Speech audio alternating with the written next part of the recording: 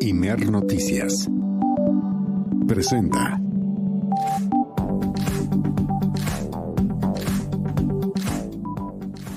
¿Cómo está usted? Muy buenas tardes. Bienvenida, bienvenido, bienvenide a El Acento, tu punto de referencia. Es el miércoles 14 de enero de 2026 y es la 1 de la tarde en punto en Ciudad de México, las 12 del mediodía en Ciudad Juárez, Chihuahua, y las 11 de la mañana en Tijuana, Baja California. Desde el norte, noreste, noroeste y hasta el sur, sureste de nuestro país está presente la señal del Instituto Mexicano de la Radio y también más allá de nuestras fronteras a través de nuestras emisiones en Internet. Estamos muy contentos que nos acompañe en esta jornada informativa que es muy intensa. Hay movimientos fuertes en varias partes de nuestro planeta, particularmente en Washington, donde se discute con una visita de una delegación especial del gobierno de Groenlandia con representantes de Dinamarca, con la Casa Blanca, lo que podría ser el destino de ese territorio que pertenece a los ciudadanos de Groenlandia.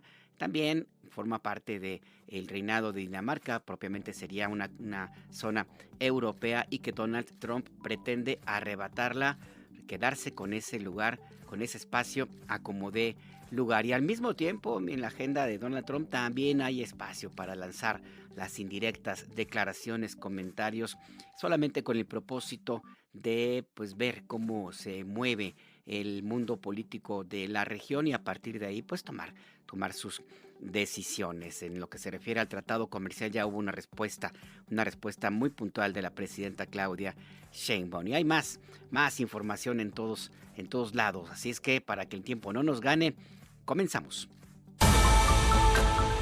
Las economías de México y de Estados Unidos, así como la de Canadá, están profundamente interrelacionadas, subrayó la presidenta Claudia Sheinbaum. Se dijo convencida de que la relación comercial en el marco del TEMEC se mantendrá. Estados Unidos suspende el procesamiento de visas de inmigrante de 75 países por supuestamente aprovecharse de la riqueza del pueblo estadounidense. Entre las naciones afectadas se encuentran Somalia, Haití e Irán. El Foro Económico Mundial advierte que la confrontación geoeconómica entre guerras comerciales y el uso de la economía como un arma política se posiciona como el principal riesgo que podría desencadenar una crisis global durante 2026. Los ministros de Exteriores de Dinamarca y Groenlandia se reunieron con el vicepresidente de Estados Unidos, J.D. Vance, en la Casa Blanca. Dinamarca aumentará su presencia militar en Groenlandia. El programa de vivienda, que tiene como objetivo construir 1.800.000 hogares, beneficiará a 8 millones de familias al final de la administración de la presidenta Claudia Sheinbaum. El refugio franciscano no cuenta con un censo de los animales que tenía bajo su resguardo, aseguró el secretario de Gobierno de la Ciudad de México, César Cravioto.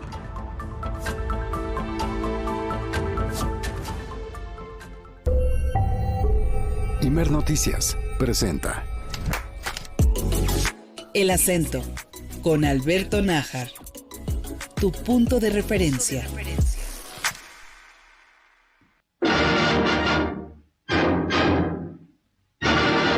Cuando la luna se pone regrandota como una pelotota y alumbra el callejón, se oye el maullido del triste gato viudo y su lomo peludo se eriza con horror. Pero no falta quien mande un zapatazo que salga hecho balazo a quitarle los chillón. Y en el alero del místico tejado el gato se ha quejado cantando esta canción. ¡Miau! ¡Miau! No dedicamos esta canción dedicada que habla sobre la luna, no se la dedicamos a Donald Trump, que parece que anda flotando en algún lugar del espacio sideral, a veces sube, baja en su ánimo, en sus decisiones. Tampoco dedicamos esta canción a la oposición política en México, que parece que está, eso y ellos sí, en otra esfera, en otro planeta por sus ambiciones intervencionistas. Suplican que haya un ingreso de tropas de Estados Unidos a nuestro país, aunque cueste muchas vidas, con la esperanza muy lunática, por cierto, pues de ganar votos, los votos que no han logrado conseguir con sus propuestas políticas. Tampoco algunos activistas que primero se fueron contra el Tren Maya, luego se fueron contra la refinería en Dos Bocas, Tabasco, y ahora escogieron un nuevo frente muy capitalino. Les dio por andar defendiendo a los chuchitos, a los gatitos, lo cual estaría muy bien si no fuera un acto meramente político y con una gran hipocresía, ¿no? No tenemos esta canción con dedicatoria para nadie que se encuentre en el planeta Tierra, sino para los astronautas de la misión, de una misión en la Estación Internacional, que pues ni modo, van a tener que regresar. Van a regresar hacia la Tierra a partir de las 6 de la tarde, tiempo de México. Van a desacoplar su nave y vienen de regreso, van a amarizar porque van a llegar al Océano Pacífico como a las 6 de la mañana de este jueves. ¿Por qué regresan estos 4 estudiantes? Bueno, astronautas, perdone usted, pues porque resulta que uno de ellos se enfermó y los demás pues los regresaron a todos. No se sabe qué es lo que tiene este astronauta, no se sabe quién es el que está enfermo, tampoco está claro de qué padecimiento tiene. No vaya a resultar que tenga acrofobia, es decir, que tenga miedo a las alturas y se haya dado cuenta cuando estaba por allá muy arriba, o a lo mejor vio a su ángel de la guarda y pues dijo, mejor me voy de regreso. Sepa usted. El caso está en que vienen de regreso estos astronautas, la primera vez que se suspende una misión de esta naturaleza en la Estación Internacional, en el espacio, en la estratosfera de la Tierra, que forma parte de la idea de volver hacia la Luna. Ese sí va a ser un objetivo. Ya tendremos oportunidad en su momento de hablar sobre este asunto, si seguimos por aquí en estos micrófonos, porque está planteado para el 2030. Esto también, esta canción del gran Tintán, que es a juicio de cada quien, pero yo sí creo que es el mejor comediante en la historia en el siglo XX de nuestro país. Esta canción también va con dedicatoria a otro que sí anda en la Luna, por varias razones, hasta por una cuestión médica, que se llama Elon Musk, que pues él está financiando todo lo que pueda para las misiones a la Luna, con la idea, también muy lunática, pues de quedarse con esa tierra, con ese territorio. Quién sabe quién le dijo que si llega ahí se va a hacer el dueño, pero pues anda ahí volando, anda flotando. Así pues, la situación que en esta jornada informativa, que también tiene estos elementos. Así que de aquí, de allá, de acullá, de Sonora, Yucatán, de Ciudad de México hasta la Luna, con Tintán, con Rosita Arenas, con Cantinflas, con que usted quiera. De todo hay en este miércoles 14 de enero de 2026. Para curar mi mal de amores, dijeron los doctores que no había salvación. Ahora me dicen gato viudo, porque una gata pudo quitármelo chillón. Antes sacaba del mandado, me daba pa' mi helado, ni cine ni fútbol. Ahora con lo que me ha pasado, me tiene más empleado que un hielo de highball. Escríbenos, manda un WhatsApp al 55 66 31 24 27. Todo el contenido de Imer Noticias lo encuentras en noticias.imer.mx.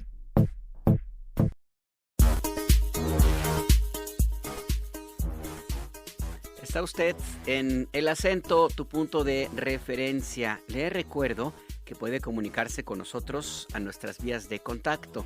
Por ejemplo, a nuestro WhatsApp 5566 31 24 27, 5566 31 24 27. Nos puede enviar mensajes de voz o de texto. También nos puede mandar mensajes, fotos, lo que usted guste, y mande a nuestras redes sociodigitales, por ejemplo en X y en Threads, en hilos. Ahí nos ubica como @Imer_Noticias, mientras que en Instagram y en Facebook nos encuentra como Imer Noticias. A mí me ubica en X, antes Twitter, como @anajar. Le recuerdo, como cada tarde, que el Sistema Nacional de Noticiarios del IMER trabaja día y noche para mantenerle informada, informado, informade en tiempo real. Aquí en cabina, en cortito, se encuentra Rafael Rosales en la operación, José Luis Plasencia en la producción y en los micrófonos, Alberto Nájar. Seguimos. Estados Unidos necesita el TEMEC, recuerda Sheinbaum. Donald Trump ayer en una entrevista con reporteros estadounidenses dijo que pues no necesitaba Estados Unidos el Tratado México, Estados Unidos y Canadá. Se refería concretamente al tema de la exportación de automóviles elaborados entre México y Estados Unidos, pero que salen de las armadoras mexicanas. Dijo Trump, no necesitamos más vehículos armados en Estados Unidos. Obviamente olvida que una muy buena parte, de hecho, será que el 70% de los elementos y el proceso de elaboración de estos autos son de Estados Unidos. Pero bueno, eso para Donald Trump no le interesa, como tampoco se dio cuenta en la pregunta que le hizo la periodista, que le dijo, oiga, el TEMEC está a punto de morir, lo cual es absolutamente falso. Lo que hay es una revisión pactada por Donald Trump desde 2017 y el resultado de esta revisión ya se va a conocer en los próximos meses. Se podrá determinar si se hacen cambios mayores o simplemente los ajustes que implicaría un acuerdo comercial de esta naturaleza.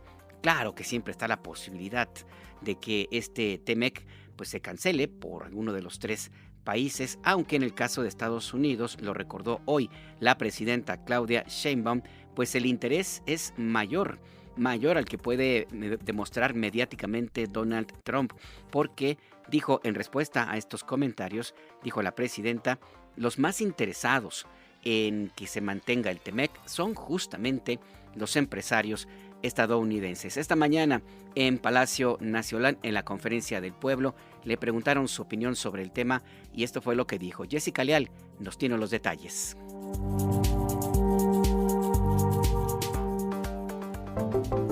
A pesar de las críticas del presidente de Estados Unidos, Donald Trump, quien ayer declaró que el Tratado Comercial de Norteamérica no tiene ninguna ventaja real y es irrelevante, la presidenta Claudia Sheinbaum afirmó que el pacto trilateral continuará, particularmente por la profunda integración económica entre México y Estados Unidos y debido a que el TEMEC es defendido incluso con mayor énfasis por los propios empresarios estadounidenses. Puso como ejemplo la reciente compra por parte de una empresa estadounidense de una compañía mexicana de transformadores, lo que dijo refleja la confianza de la inversión extranjera en el país. Además, indicó que diariamente cruzan la frontera alrededor de 400,000 vehículos y el comercio bilateral supera los $300,000 millones, cifras que evidencian la magnitud de la integración económica. Nuestras economías están muy interrelacionadas, muy integradas. La economía de Canadá, Estados Unidos y México, pero vamos a referirnos a México y Estados Unidos. Quienes más defienden el tratado son los empresarios estadounidenses, los que más, por supuesto, México también. ¿Por qué? Porque hay una integración muy grande. Ellos tienen muchísimas plantas de producción, no solo de autos. Recientemente compraron una empresa de transformadores en México, una empresa estadounidense, con un monto muy significativo. Quiere decir que hay confianza en el país. Estoy convencida, pues, que va a seguir la relación comercial con Estados Unidos. Todo, pues, no solo en la automotriz, en prácticamente todo. Fíjense, ahora que hubo el conflicto con algunos productores agrícolas, los meses finales del 2025, y que cerraron un puente de Ciudad Juárez, las llamadas desde Estados Unidos al secretario de Economía, al secretario de Relaciones Exteriores, de que se abriera la frontera porque estaba afectando ya a la producción en Estados Unidos, de distintas áreas. Son 400,000 vehículos de tránsito diario, más de $300,000 millones de comercio, en fin, hay mucha integración. No voy a debatir en particular, sino sencillamente la importancia que tiene para ambos países que se mantenga la relación comercial con Estados Unidos. La mandataria explicó que el TEMEC garantiza la eliminación de aranceles para los productos que cumplen con las reglas del tratado, particularmente las reglas de origen.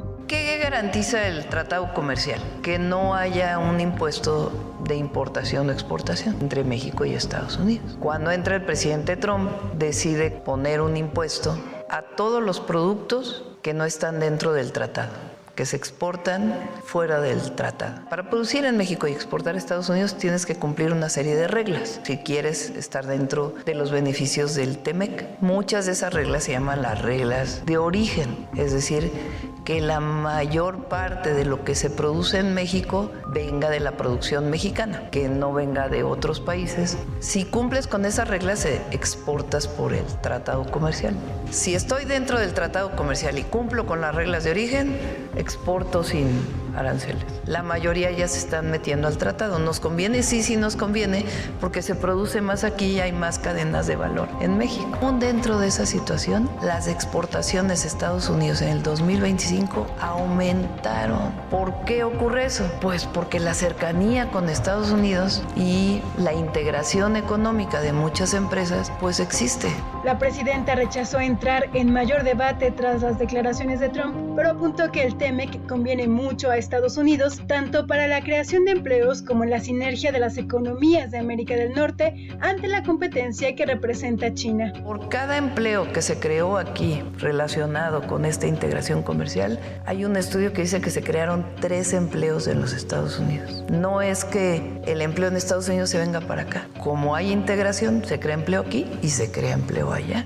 Más bien lo que hay que hacer es decir, a ver, ¿cómo seguimos avanzando en el tratado? Si hay modificaciones, buscamos las modificaciones. Pero es benéfico para Estados Unidos y benéfico para México. Incluso a Estados Unidos le importa hoy mucho la competencia con China por el desarrollo de China en muchísimas áreas y otros países asiáticos, pero principalmente China. Es mucho mejor que nos mantengamos como América del Norte para competir con China que solito Estados Unidos. A ellos les conviene en esta competencia económica con otros países. La mano de obra del mexicano y la mexicana es extraordinaria. Pues no quisiera yo entrar en el debate directo, ¿no? O sea, yo creo que hasta ahora, con sus dificultades e incluso las restricciones que ellos han puesto, está funcionando la integración económica para ambos países. La presidenta adelantó que después del 20 de enero, cuando Trump cumplirá un año en la Casa Blanca, prevé contactarlo nuevamente para abordar con él distintos temas de la agenda bilateral que están pendientes. Para Imer Noticias, Jessica Leal.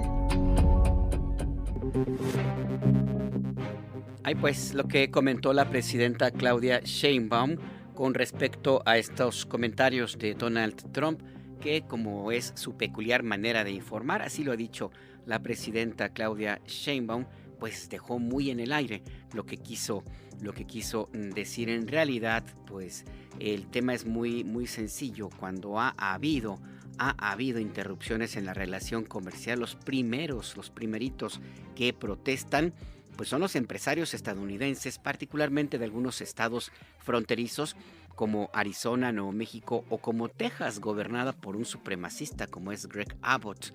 Lo que ocurrió, por ejemplo, cuando Estados Unidos han restringido el ingreso o la cerrado, digamos, de una manera parcial algunos puntos de la frontera, es un escándalo. Hay la presión muy fuerte. Hay lugares como El Paso, Texas, que no tendrían esa capacidad económica si no fuera por los consumidores de Ciudad Juárez, Chihuahua.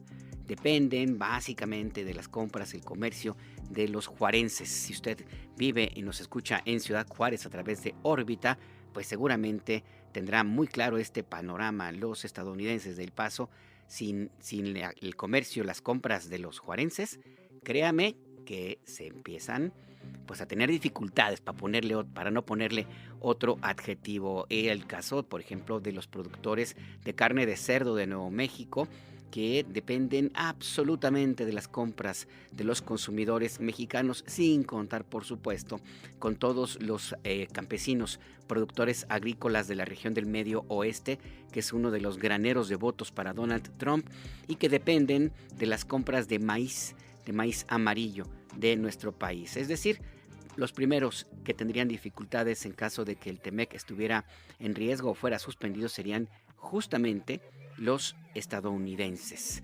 Así es parte de de la realidad, a pesar de que la retórica en los medios de comunicación, la retórica política, pretenda imponer otra narrativa. Pero mientras tanto, tampoco Donald Trump las tiene muy claras. Está también una cierta incertidumbre, aunque él diga que no le importa mucho.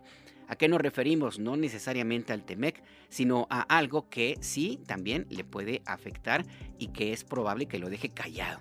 ¿A qué nos referimos? La Corte Suprema de Estados Unidos analiza la política arancelaria del presidente de Estados Unidos. Hay una petición muy clara para que se formalice la inconstitucionalidad de estas medidas establecidas por Donald Trump sin haber consultado las fuentes legales que corresponderían para este propósito.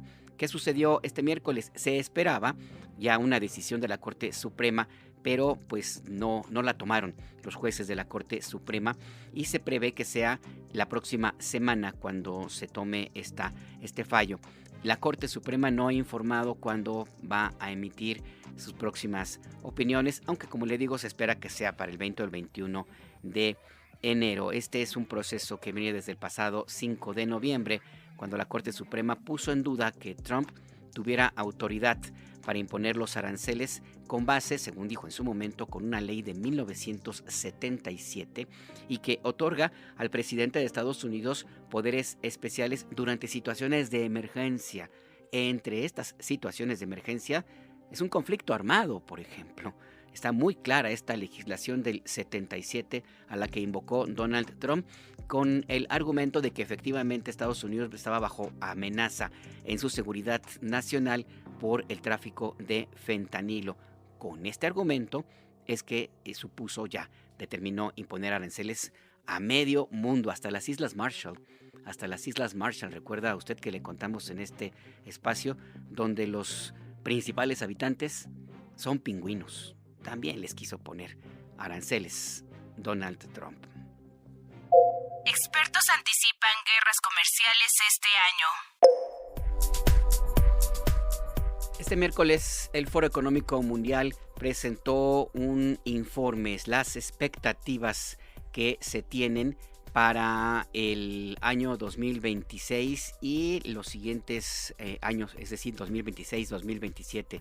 Es el reporte de riesgos globales 2026, donde establece puntualmente algunas de las circunstancias que van a desencadenar inestabilidad, que es como el fondo que habrá a lo largo de este y el próximo año. Hay varios temas puntuales que nos explica nuestra compañera Jessica Martínez.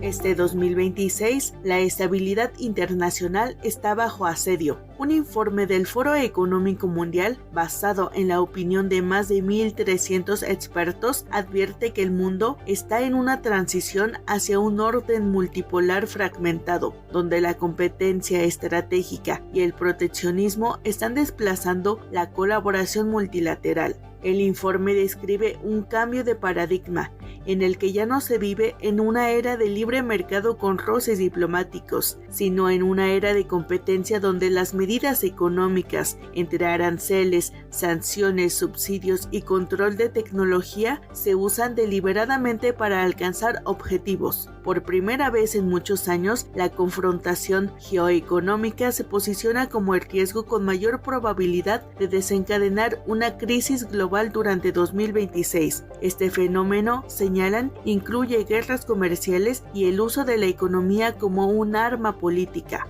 En el informe sobre los riesgos globales, el Foro Económico Mundial expone que el comercio y las cadenas de valor globales siguen experimentando su distorsión más significativa en décadas y la incertidumbre en la política comercial es alta. En el peor de los casos, agregan, los gobiernos podrían imponer aranceles no solo a los países o bloques que los imponen, sino a todos sus socios comerciales. Estos aranceles generalizados a nivel mundial, destacan, provocarían una contracción sustancial del comercio mundial y de cara a los próximos 2 años prevén que los gobiernos de todo el mundo podrían utilizar una gama más amplia de estrategias económicas con el objetivo de fortalecer la seguridad nacional y promover intereses geopolíticos. Si bien acotan que las acciones de China y Estados Unidos son vigiladas con especial atención, todos los países se ven afectados por los cambios que estas dos potencias económicas apliquen. El informe apunta que la intensificación de la confrontación geoeconómica es tanto causa como consecuencia del creciente vacío que deja el debilitamiento de las instituciones multilaterales.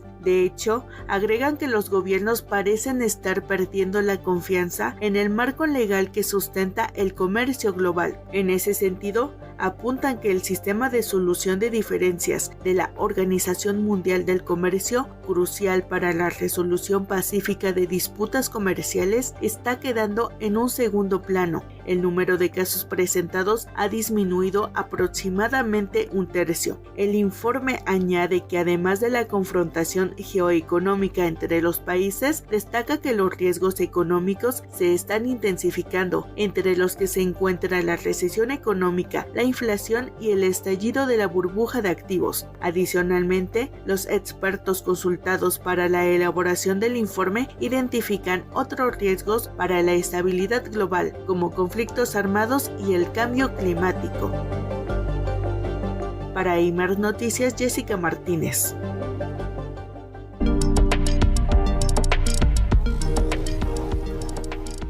En el acento, tu punto de referencia, conversamos con el maestro Tonatiuh Martínez, profesor del posgrado de la Facultad de Economía de la UNAM. Maestro Tonatiuh Martínez, gracias por esta entrevista. Le saluda Alberto Nájar. Buenas tardes.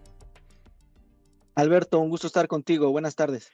Gracias, el gusto es para nosotros. Este informe del Foro Económico Mundial se llama Riesgos Globales para 2026. Tiene varios temas ahí y el común denominador es inestabilidad.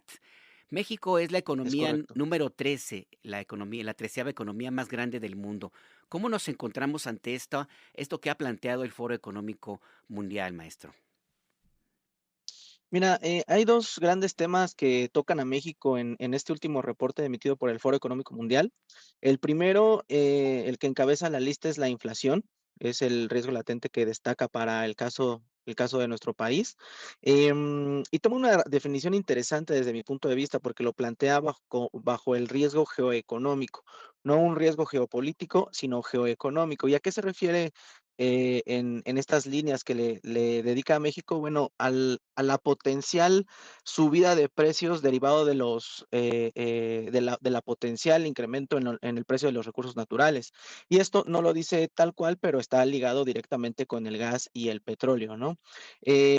Acá podemos también nosotros considerar que tenemos ciertas fortalezas. Ya vivimos un periodo de elevada inflación a partir del conflicto entre Rusia y Ucrania, esto a nivel mundial, hace un par de años, y México lo controló gracias a sus empresas públicas. Entonces ahí podemos detectar una fortaleza importante. Claro, CFE absorbió parte del impacto, Pemex también parte del impacto, y la Secretaría de Hacienda sobre todo.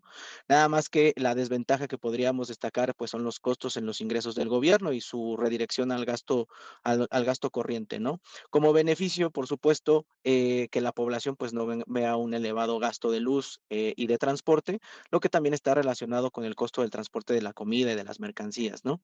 En ese sentido, y parte de los riesgos geoeconómicos, se destaca la presión arancelaria. Hace un subrayado ahí este documento del Foro Económico Mundial, en donde dice, bueno, no perdamos de vista que los aranceles impuestos por Estados Unidos al mundo, pues siguen siendo un potencial incremento, tienen un potencial incremento en los precios. Y para el caso de México y Canadá se subraya. Y también me gustaría decir que Canadá y México han respondido de forma distinta ante los aranceles. Canadá, por una parte, pues llegó las cosas al límite, ¿no? Amenazó a Estados Unidos con incrementar el precio de los energéticos. Hubo una respuesta de Estados Unidos diciendo que iba a incrementar en 50% los aranceles, y la posición de México mucho más calmada, donde lo llevó toda a mesas de negociación para ajustar las tarifas, y en donde para muchos somos beneficiarios indirectos de los aranceles impuestos a terceros países por parte de Estados Unidos. Sí, la verdad es que la posición de México en ese sentido es diferente a la que pueden tener otras naciones, incluida Estados Unidos. Y es verdad, maestro Tonatiuh Martínez, Es verdad que ya hubo una circunstancia parecida y México la superó con la crisis de Ucrania y Rusia. Ahora, en este informe que presentó el Foro Económico Mundial, hay una lista de foros de riesgos a 2 años que me gustaría conocer su opinión porque me llama la atención el punto número 2. El uno es la confrontación geoeconómica, como nos lo explica, pero el punto 2, como riesgo también ahí que ven los expertos, es la desinformación y la mala información, la infodemia, pues como un riesgo económico. ¿Esto había aparecido antes en el escenario global económico internacional, maestro? Digamos que bueno, todos sabemos, o muchos sabemos y entendemos que el cuarto poder es este de los medios corporativos de comunicación y cómo mueven los hilos muchas veces, el trazar la visión de la opinión pública en distintas regiones tiene beneficios muy importantes.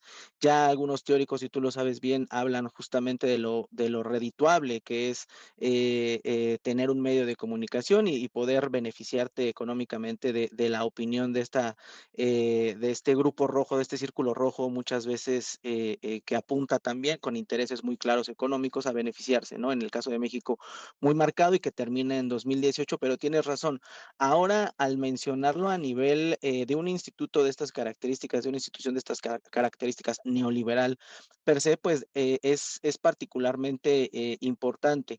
Y te diría que la respuesta que se ha dado también desde los instrumentos que tiene el gobierno federal es muy interesante, utilizando las redes sociales, el presidente Andrés Manuel López Obrador en su momento y hoy nuestra presidenta Claudia Sheinbaum Pardo, han podido enfrentar estos riesgos, mitigar los riesgos con distintos instrumentos muy importantes, pero sin duda es un riesgo latente, es un riesgo que no se describía como tal, porque también hay que destacarlo, hay grupos, élites económicas con distintas posturas en lo más alto de la cumbre del poder que se disputan la narrativa, ¿no? Entonces, el caso de Trump es particular porque él incluso creó su propia red social para poder transmitir la información, tratar de llevar a cierto lugar la opinión pública. El caso de México es importante también porque tenemos ahí un empresario que es dueño de una concesión que se le otorgó hace unos años, hace bastantes años, y que la usa para golpear al gobierno. Entonces, claro que es un elemento también de desestabilización que nos debe de preocupar y ocupar, porque una de las principales variables para determinar la inversión, cualquier tipo de inversión, es la estabilidad social. Entonces, si tú te comienzas a meter con la estabilidad social, las inversiones pueden detenerse y dejar de llegar. Eso no es algo que le guste a los gobiernos, no es algo que le guste a la sociedad, porque justamente de ahí viene la creación de empleo o el fortalecimiento de la industria, mejores salarios. Entonces, es muy importante detectar este riesgo y incluso destacar que se enuncie en este reporte. Y finalmente, maestro Tonatiu Martínez, profesor investigador de posgrado de la Facultad de Economía de la UNAM, em, dos de los riesgos que señala en su lista del 1 al 10 el Foro Económico Mundial tienen como una característica que se la podemos atribuir a Donald Trump, la confrontación geoeconómica a nivel global y la desinformación, y los demás también se los podríamos atribuir. El Foro Económico Mundial no le pone nombres, pero es Sí. Donald Trump. Cumple con varias de esas características y lo tenemos muy cerca. Somos vecinos y eso es nuestro destino, por lo menos de aquí a los próximos 3 años. ¿Esto cambiaría nuestra particular vulnerabilidad o no como economía vecina, cercana, intrínsecamente ligada con Estados Unidos, maestro? Pues mira, Estados Unidos sigue siendo y seguirá siendo por los siguientes años la economía más grande del mundo, es decir, el comprador más grande del mundo. Y sus vecinos, en ese sentido, tienen una ventaja geográfica pero importantísima, y esto no puede pasar desapercibido, importantísima.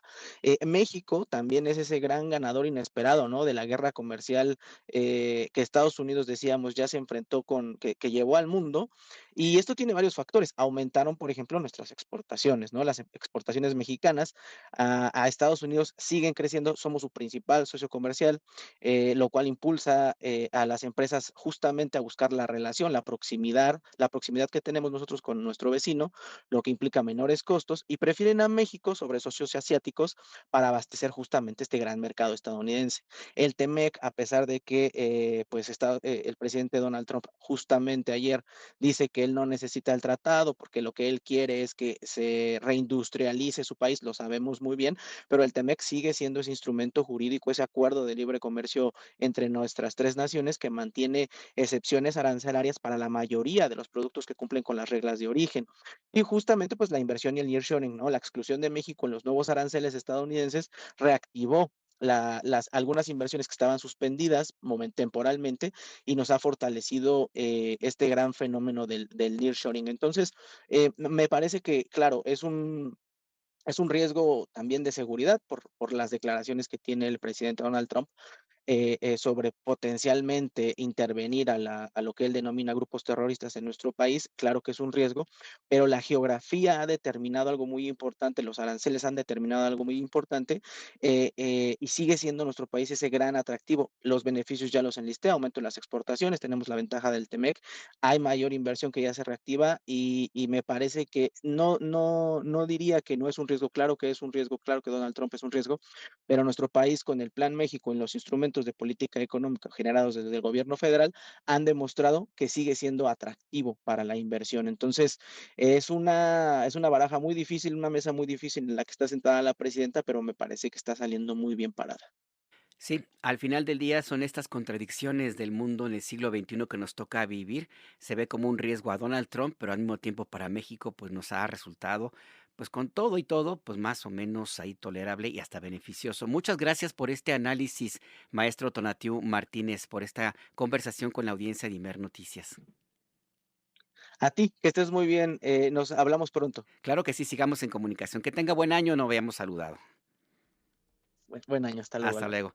Es el maestro Tonatiu Martínez, profesor de posgrado en la Facultad de Economía de la UNAM. Y mire exactamente como bien nos ha planteado nuestro entrevistado. El Foro Económico Mundial, que es un ente, evidentemente, y con todo el ADN neoliberal, plantea estos riesgos, los tiene ahí del 1 al 10, le voy a decir algunos de ellos: una confrontación geoeconómica, el número 1, el número 2, desinformación, el número 3 es una polarización social, como el tercer riesgo que ve esta entidad internacional. El cuarto riesgo es eventos extremos en el clima. El 5, como quinto riesgo que ve el Foro Económico Mundial para este y el próximo año, es un conflicto entre estados, una guerra. El sexto riesgo en esta lista del 1 al 10 es la inseguridad cibernética. El séptimo riesgo, mire, también ya lo incluyeron, o sea, no lo había tomado en cuenta el Foro Económico Mundial, la desigualdad. El octavo riesgo que ve para este y el siguiente año el Foro Económico Mundial es la erosión de los derechos humanos o las libertades civiles. El noveno riesgo a nivel global para este y el próximo año es la contaminación. Y el último riesgo en su lista del 1 al 10, el décimo riesgo a nivel global, es la migración o los desplazamientos forzados. Dentro de este panorama que presenta para 2026, Donald Trump cumple varias.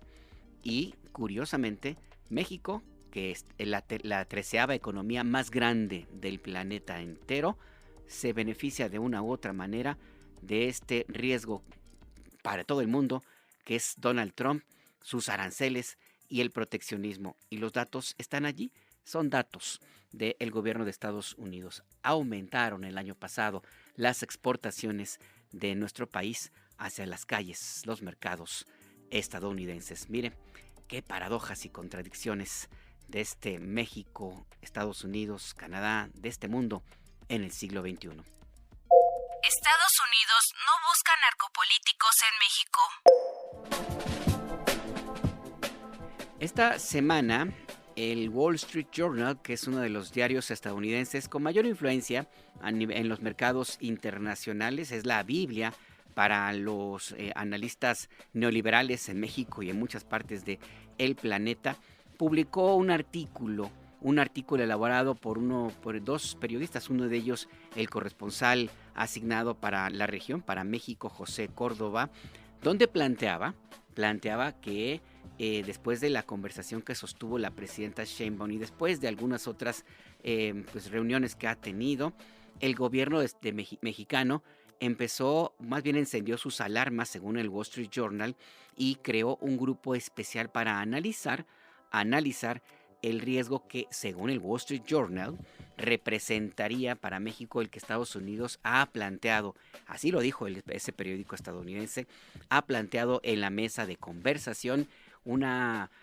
posibilidad de que México también vaya a detener a políticos mexicanos involucrados supuestamente con el narcotráfico. Según The Wall Street Journal, esta posibilidad se incrementó tras la incursión militar de Estados Unidos en Venezuela para extraer a Nicolás Maduro, a quien acusa de narcotráfico. Bueno, este tema fue destacado en los medios de comunicación mexicanos. La radio comercial estaba, como en muchos otros temas que no tienen fundamento, estaba feliz, desatado los comentaristas en la radio. El diario Reforma lo traía en su primera plana, destacado, y otros periódicos en nuestro país, pero resulta que esto es falso. Esta mañana en Palacio Nacional, en la Conferencia del Pueblo, la presidenta Sheinbaum reiteró que en ninguna de las conversaciones que ha tenido con el presidente Donald Trump, ni tampoco en las reuniones de funcionarios de alto nivel en materia de seguridad entre ambos países, se ha tocado este tema. No se ha abordado, no se ha puesto en la mesa de conversación este tema que tanto destacan los medios en México y en Estados Unidos. Políticos mexicanos supuestamente vinculados con el crimen organizado. Vamos a escucharla. Presidenta, ahora que habla del tema de seguridad y la relación que tienen y, digamos, estas mesas de trabajo, ¿se ha tocado en estos con los altos funcionarios de Estados Unidos, o se lo ha dicho el presidente a usted en estas llamadas telefónicas, lo que publicó un diario de los Estados Unidos que refiere sobre personajes de la política mexicana vinculados presuntamente o probablemente con el narcotráfico? Nunca se ha tocado ese tema, nunca. Ni en las reuniones del acuerdo, del entendimiento que se tuvo con Estados Unidos, que les damos seguimiento cada mes, nunca se ha tocado ese tema, ni en las llamadas de teléfono, ni en las reuniones. No ha habido tema con ella. Se habla de personajes como el gobernador de Sinaloa, como el ex gobernador de Tabasco. Eso dicen los medios, algunos medios, no los medios, algunos medios, que la verdad inventan.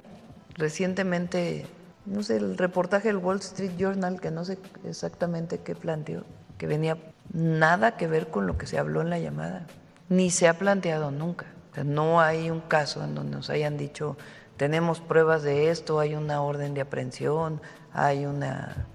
No. El periódico y The Wall Street Journal y algunos medios mexicanos, particularmente Reforma, pues destacaron el que supuestamente Morena, el partido en el gobierno, está muy preocupado por estas exigencias que según ellos plantea Estados Unidos a México, lo cual pues es falso, es falso. En la Conferencia del Pueblo también le preguntaron sobre la cancelación de visas a algunos políticos mexicanos, como se ha publicado en distintos momentos en los últimos meses, entre ellos la gobernadora de Baja California, Marina del Pilar. Esto no le corresponde al gobierno de México, respondió la presidenta. Escuchemos. ¿Y lo de las visas tendría relación con esto, la cancelación de visas? Pues eso tendría que decirlo el gobierno de los Estados Unidos. Cuando nosotros les preguntamos de las visas, ellos dijeron, es una relación individual entre el gobierno y quien solicita la visa. Y ellos toman sus decisiones. Pero de ahí a que nos hayan dicho, hay que hacer un equipo, un grupo especial por estos temas, no, categóricamente digo, no ha habido esta solicitud. Ahí pues lo que señala la presidenta Claudia Sheinbaum, pues no es cierto lo que publicó The Wall Street Journal y menos lo que publicaron medios mexicanos como Reforma.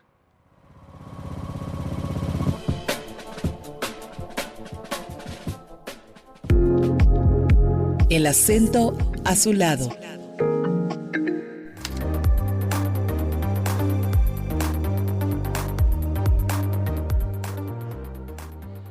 En esta cabina, el estudio C de El Imer, donde nos encontramos, transmitimos desde esta semana en las que vienen. Estamos pero rete felices, bien contentos porque está con nosotros mi querida compañera Azul Alzaga. ¿Cómo estás, Azul? Muy feliz año, te felicito al aire porque no habíamos tenido oportunidad. Sí, oye, nos debemos ese abrazo, querido Alberto, muy feliz año, muchísimas gracias además por todo el apoyo ya en punto de referencia cuando no estuve en estos días y que sea un año bien, bien bonito y que nos venga más terso, ¿no? Porque empezó como medio intenso. Hombre, empezó, pero a todo lo que da, pero ya, somos periodistas y estamos acostumbrados a esto y mucho más. Así es, Oye, Azul, el así próximo, es. el próximo martes Trump cumple un año. Un año, algunos dicen de devastación, otros hablan un montón de adjetivos, pero si lo comparamos con el año que hemos vivido en México con la presidenta Claudia Sheinbaum, quien también cumplió un año en el pasado octubre, pues una circunstancia muy diferente. ¿Tú cómo lo ves, Azul Alzaga?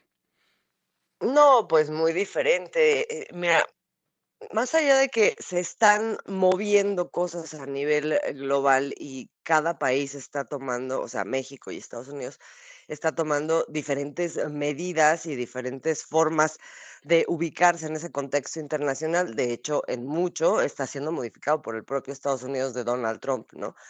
Pero si lo vemos a nivel interno, creo que hay pues cosas que son muy contrastantes en términos de la política pública que permite o que han derivado en una forma específica de apoyo o no apoyo a los gobiernos. La presidenta Claudia Sheinbaum es el primer contraste y tiene obviamente detrás pues una serie de explicaciones. La presidenta Claudia Sheinbaum llega con una cifra pues récord histórica en lo que se refiere al respaldo popular de su proyecto y de su forma de hacer gobierno, de cuando hablamos del primer año de gobierno de cualquier presidente o presidenta.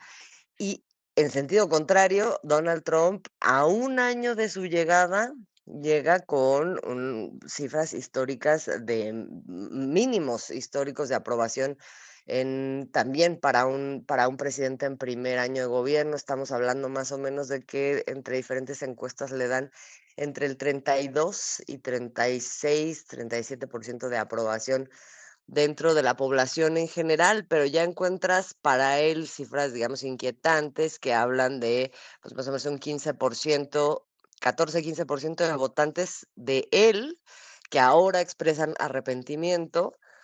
¿Y por qué? Pues justamente están, digamos, hay varias condiciones que se están dando en Estados Unidos, entre los que no apoyaron nunca a Trump o estaban indecisos o son más moderados, ahí se está dando un descontento absoluto de todas sus políticas desde el punto de vista político, desde el punto de vista social, desde el punto de vista económico, pero tampoco, digamos, eso de los que son más moderados, de los que tenían apoyo, la gracia de su apoyo Donald Trump cuando llegó a la presidencia, se ha venido viendo como un desgaste entre sus propias filas, su propia base social.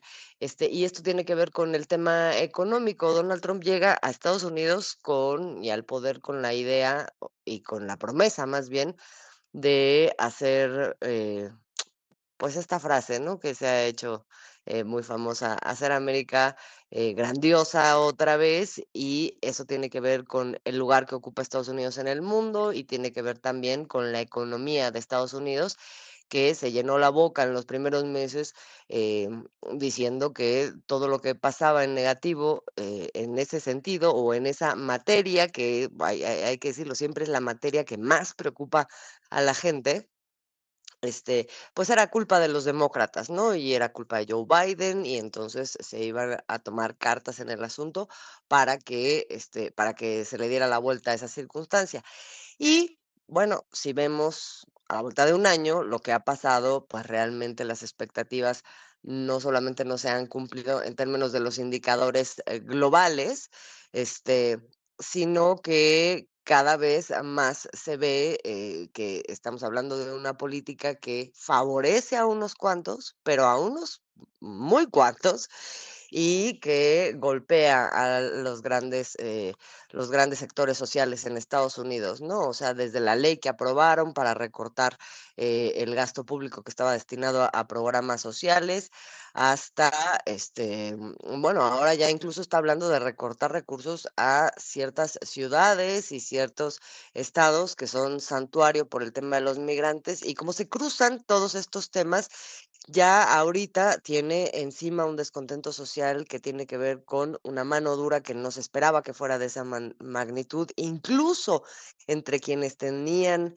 digamos, problemas con el tema migratorio y querían que hubiera un poquito más de restricciones. Esto que está haciendo Donald Trump no está siendo apoyado en una gran proporción de bueno, no sé si una gran proporción, pero por lo menos la mitad de la población de Estados Unidos no está de acuerdo con esta política agresiva que está teniendo. Ya no hablemos de toda la población que está siendo afectada directamente. Pero no solamente es la cuestión, repito, política, social, también en materia de libertad de expresión, este, de endurecimiento que se está convirtiendo, y hay como una suerte de cambio de las reglas del juego por parte de Donald Trump respecto a lo que ha sido tradicionalmente la democracia en Estados Unidos, o de lo que se ha apreciado la democracia en Estados Unidos, en donde, pues, pareciera que les está declarando la guerra a sus propios ciudadanos, ¿no? O sea, lo de ahora de Minneapolis es un gran ejemplo, y cómo ha venido evolucionando justamente es el testimonio de ese cambio de reglas, donde ya no hay límites al gobierno, donde hay una impunidad tremenda en términos de las acciones autoritarias que se están cometiendo, donde ya tiene asesinatos en manos del Estado, y además dicen, y así es, ¿no? O sea, y con su pan se lo comen prácticamente. Entonces hay una situación muy crítica en Estados Unidos, acompañada, te digo, política y socialmente, acompañada de una situación pues no muy favorecedora en el ámbito económico, que además esa promesa pues estaba relacionada con una serie de medidas que tomó a nivel global, que tampoco le están redituando ni en el lugar que está ocupando Estados Unidos en el mundo, ni tampoco respecto a su política interna, sino todo lo contrario, ¿no? Y bueno, pues esto, si lo vemos como espejo en lo que pasa en México, pues sí es una diferencia del cielo a la tierra, y ahí están las explicaciones de por qué, los niveles de aprobación de la presidenta Claudia Sheinbaum, ¿no? O sea, tienes en medio de una situación muy complicada a nivel mundial, pues un gobierno que desde el principio se plantea dar continuidad a un proyecto que lo que tiene por eje central es voltear a ver a su población, es asumir una responsabilidad de servicio, y de que tiene que ser el Estado el que genere ese bienestar social, que genere una distribución económica que permita justamente recuperar la dignidad de las personas, recuperar la dignidad de la forma de vida, de las posibilidades que tienen las personas en el conjunto, y de generar mecanismos que permitan que también la población se involucre con esos procesos de redistribución y de gestión y todo. Entonces, vemos también desde el punto de vista político y social, por más que hayan campañas que digan aquí el autoritarismo y la libertad de expresión está siendo avasallada y no sé qué, pues realmente lo que uno ve y lo que la población siente es que estamos en un momento en donde eso no está en juego, y más bien lo que queda muy claro es que hay un gobierno para su población. Sí, la verdad es Entonces, bueno, pues ahí están los resultados, ¿no? sí, claro, los resultados. Y como bien planteas, pareciera que Donald Trump le ha declarado la guerra a sus propios ciudadanos, y tiene una oposición cada vez más creciente, inclusive hasta con los rasgos supremacistas que hace ostentación parte de sus colaboradores y la circunstancia en México es muy, muy radical. Me llama la atención ya para cerrar esta conversación que te agradezco, Azul, porque ya tienes, al igual que yo a ratito, una jornada larga de juntas y juntas. Me llama la atención Yes. la manera en la cual, a pesar de esta gran diferencia que nos has planteado en esta mesa de conversación, Azul Alzaga, de la forma de comportamiento de la actuación de Donald Trump y en comparación con inclusive con los resultados concretos en el gobierno de México, todavía hay quienes están duro y dale con que se necesita una intervención, a veces inclusive algunos hasta militar la piden dentro de México, como que no sé cómo definirlos, cómo andan en este inicio de 2026, Azul, ¿tú cómo los ves? Pues, manteniéndose en el estado de estar perdidos, ¿no? Respecto de lo que son, pues, también las bases sociales a las que quieren interpelar. Es decir, la población va para un lado y aquí estos están planteando otra cosa. ¿En función de qué? Pues, queriendo, pues, jalar agua para su molino directamente. ¿Qué significa eso? Creo que lo diagnosticó muy bien en estos días la presidenta Claudia Sheinbaum cuando dice: "No pueden, ganar a través del voto, no pueden, convencer a la población de que son una mejor opción, no existen como agentes, de cambio identificables para la gente o con quienes se quiera identificar la gente". Entonces, ¿qué hacen? Pedir que desde el exterior se cambie la situación política aquí, ¿no? O sea, haya una inestabilidad y entonces cambie el gobierno, pero que nos lo impongan desde afuera para ver si ahí tienen más juego. Es curioso que piensen que podrían tener más juego, incluso en ese escenario, ¿no? O sea, es el colmo de pensarlo, pero yo creo que por ahí va la apuesta. Pues sí, ahora sí que andan, como iniciamos este servicio informativo, pues andan un poquito lejos de este espacio terrestre, más allá de cercanos a la luna. Pero bueno, Azul Alzaga, muchas gracias. Más cercanos a la luna. Más cercanos a la luna. A propósito de estos astronautas que van a tener que bajar, no van a llegar a la luna, pero bueno, pues a ver si algún día aterrizan Exacto. otros personajes. Azul Alzaga, muchas gracias por esta conversación que siempre te agradecemos. Ay, un abrazo, querido Alberto, para ti y para toda tu audiencia. Y seguimos en comunicación. Abrazo de vuelta. Claro que sí. Hasta Bye. Bye.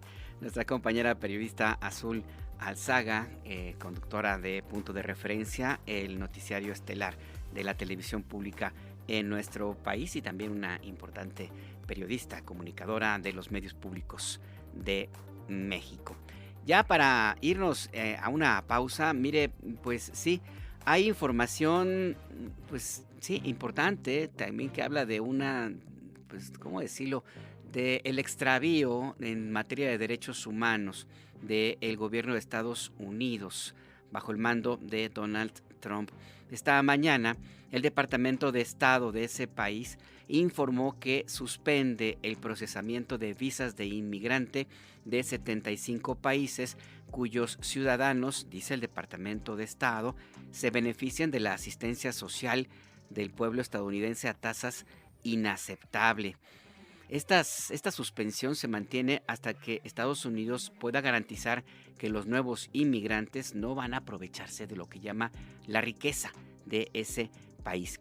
Este anuncio afecta a 75 países, entre ellos Somalia, Haití, Irán y Eritrea, que de acuerdo con el Departamento de Estado se convierten, dice el gobierno estadounidense, en una carga pública para el erario del erario público, el erario de Estados Unidos, pues básicamente.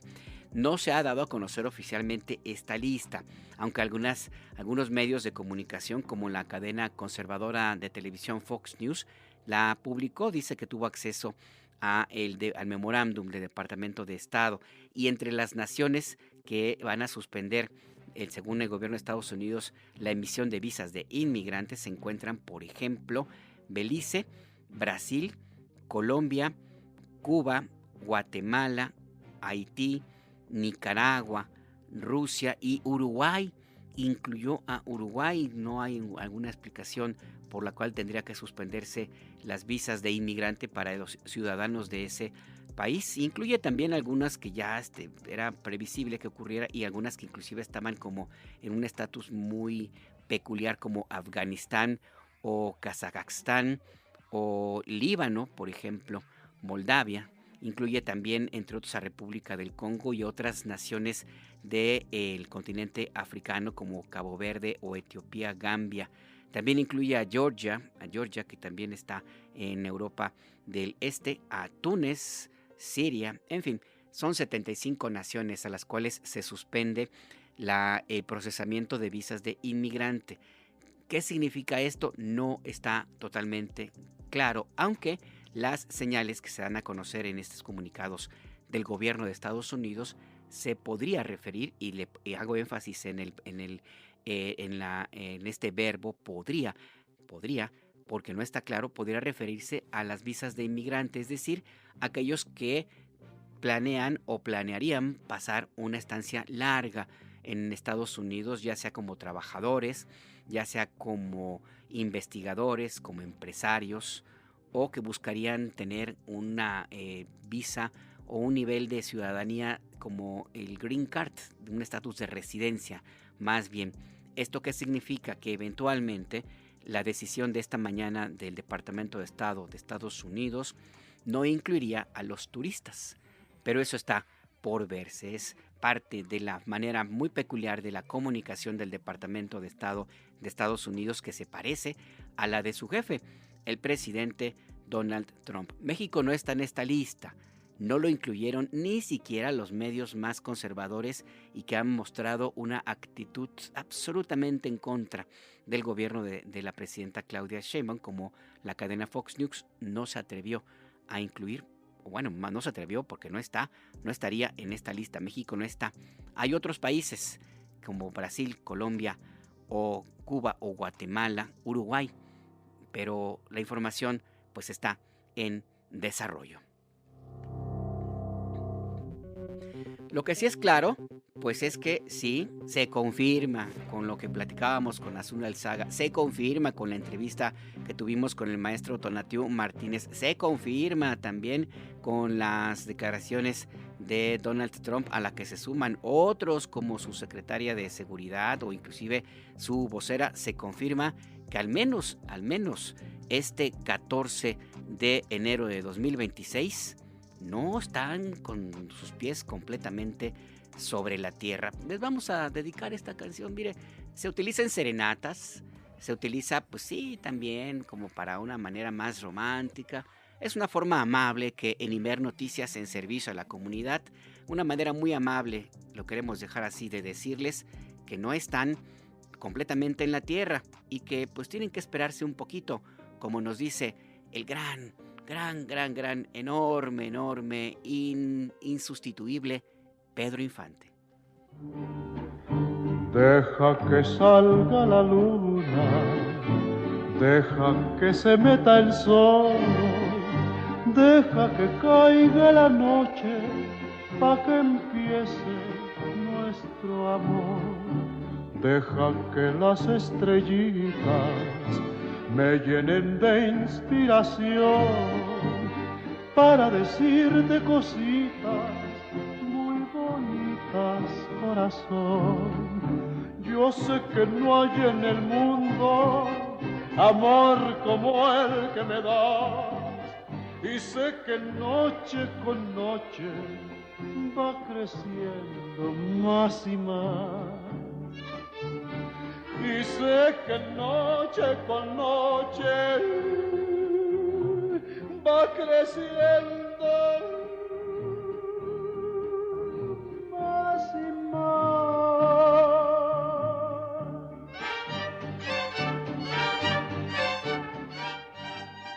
Escríbenos, manda un WhatsApp al 55 66 31 24 27. Todo el contenido de Imer Noticias lo encuentras en noticias.imer.mx. Más de 8 millones de familias beneficiadas con una vivienda social, anuncia Sheinbaum. Es efectivamente el anuncio que hizo esta mañana la presidenta Claudia Sheinbaum en la conferencia de El Pueblo, y que aquí en El Acento, tu punto de referencia, le tenemos toda la información. Abya Vargas, cuéntanos qué sucedió. Buenas tardes. Muy buenas tardes, Alberto, a ti del auditorio de Imer Noticias. Pues efectivamente, hoy en la conferencia, pues anunciaron que 8 millones de familias serán beneficiadas con el programa de vivienda al final del sexenio de la presidenta Claudia Sheinbaum, que prevé construir 1.800.000 hogares durante su administración. El programa Vivienda para el Bienestar también contempla la regularización de predios, entrega de apoyos de mejoramiento y reestructuración de créditos que han sido impagables a través del Infonavit, la Comisión Nacional de Vivienda y el Fobiste. En 2025, pues se formalizó la construcción de 400,000 viviendas, algunas de ellas pues ya entregadas, y este año serán otras 400,000 para familias que ganen entre 1 y 2 salarios mínimos. La secretaria de Desarrollo Agrario, Territorial y Urbano, Edna Vega Rangel, informó que en este año se superó la meta al formalizar la construcción de 393,686 viviendas en todo el país, que beneficiarán a más de 1.4 millones de familias. Escuchemos. De la meta de 2026, que también ya está muy avanzado con todo lo que se trabajó en 2025, la meta es la 400,000 viviendas, con lo que llegaremos prácticamente al 50% de la meta sexenal. Ya hay la reserva territorial necesaria para lograrlo. En realidad hoy ya existe esta reserva para construir 900,000 viviendas. Y el director general del Infonavit, Octavio Romero Oropesa, pues informó que al 9 de enero se tienen 319,467 viviendas contratadas, es decir, el 27% de avance de la meta de construir 1.2 millones de viviendas durante el sexenio. E indicó que en este año el Infonavit entregó 4,700 viviendas en 15 estados. Escuchemos. Es muy importante que la gente sepa, y voy a aprovechar porque no siempre se tiene esta oportunidad, para que los derechohabientes de Michoacán, de Coahuila, de Quintana Roo, Tamaulipas, Tabasco, Veracruz, Nuevo León, Guanajuato, Morelos, Zacatecas, Sinaloa, Oaxaca, Yucatán, Chiapas y próximamente la semana que entra en San Luis Potosí, sepan que ya estamos entregando vivienda en esos estados. Informó que pues al 31 de diciembre de 2024 el instituto reestructuró y saneó 4.8 millones de créditos que fueron impagables, 261,406 fueron liquidados y 1,147,824 reestructurados con reducción de saldo inmediato, mientras que 3,446,822 créditos fueron ajuste de tasas, reducción de saldo y otros beneficios. En tanto, el titular de la Comisión Nacional de Vivienda, Rodrigo Chávez Contreras, recordó que de las 86,000 viviendas que tienen por objetivo de construir al final de sexenio, 17,200 viviendas, es decir, el 20%, serán en renta para jóvenes. Escuchemos.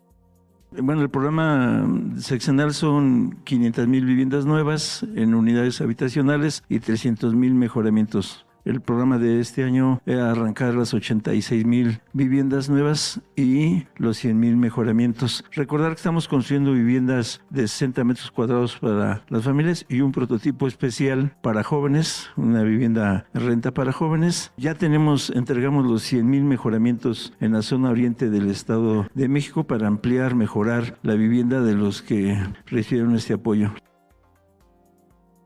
Y bueno, recordar que se contempla jóvenes de entre 18 y 29 años, para que estén pues muy atentos. En tanto, pues la vocal ejecutiva del Fondo de la Vivienda del Infonavit, quien es Yabneli Maldonado, informó que ya de las 20,000 viviendas por construir, pues ya se tienen 26 predios en 15 entidades. Y mencionó que en 2024 se tuvo un avance, bueno, hasta la actualidad se tiene ya un avance de 96.8% en la colocación de créditos con 30,836, de los cuales pues 8,143 fueron para mujeres. Escuchemos.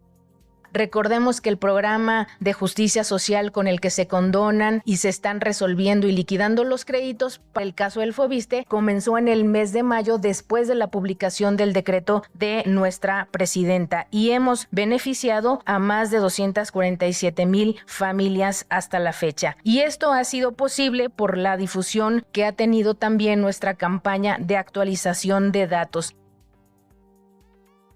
Y bueno, pues importante el trabajo que está haciendo pues el gobierno federal al construir estas viviendas que pues son de fácil acceso para las familias y sobre todo en lugares que tienen pues todos los servicios, a diferencia del sexenios pasados en donde estaban muy lejanos a las zonas de trabajo que incluso, pues recordemos, Alberto, se abandonaron debido a eso. Esa es la información. La información. Gracias, Abia Vargas.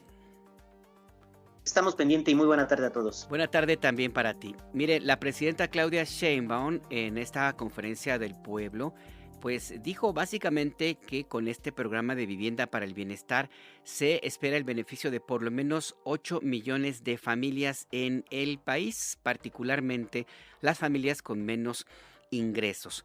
De acuerdo con las estadísticas, con el censo de vivienda, el censo en hogares que lleva a cabo el Instituto Nacional de Estadísticas y Geografía, el INEGI, en México el promedio de unidad de integrantes de las unidades familiares, es decir, de las familias, es de 3.6 personas.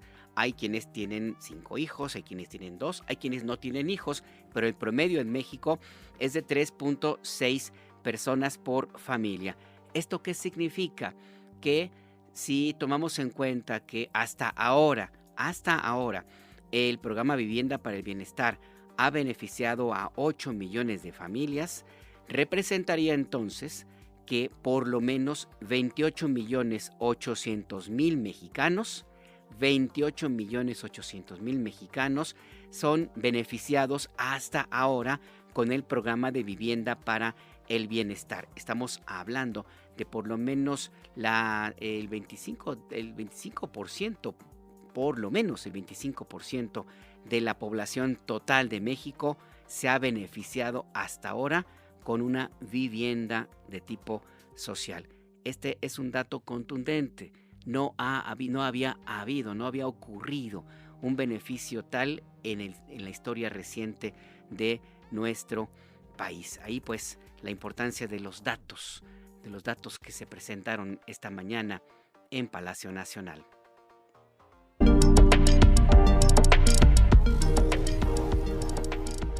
En el acento, tu punto de referencia, conversamos con la doctora Edna Vega Rangel. Ella es secretaria de Desarrollo Agrario, Territorial y Urbano del Gobierno de México. Secretaria, buenas tardes. Gracias por esta conversación. Le saluda Alberto Nájar.